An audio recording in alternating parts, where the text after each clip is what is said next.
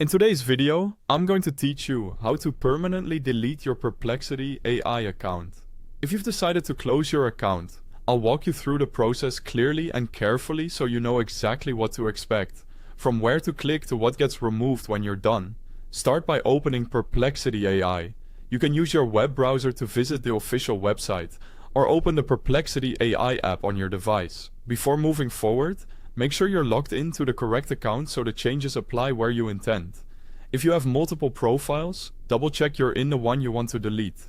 Once you're in, head to your account settings. Look for your profile icon, typically located in the bottom left corner on desktop. Click it and then choose account from the menu. On mobile, this may look like your profile tab or a menu option that leads to account, but the wording is the same. In the account section, scroll until you find delete account. You'll see an option labeled Learn More. Click or tap Learn More to review the details about deletion. This is important because it explains what happens when you proceed and makes it clear that this is a permanent action. Take a moment to read what will be removed so there are no surprises. By the way, if you need the official app or prefer using the website, I've placed the download link and the site link right at the top of the description to make things easy to find. When you're ready to continue, follow the on-screen prompts to confirm that you want to permanently delete your account. You may be asked to enter your password to verify the request.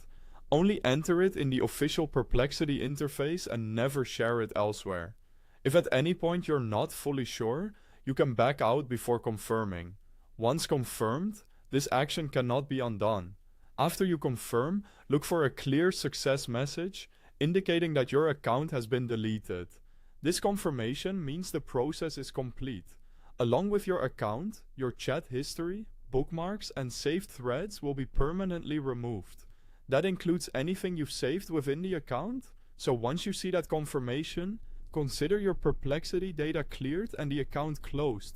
That's it.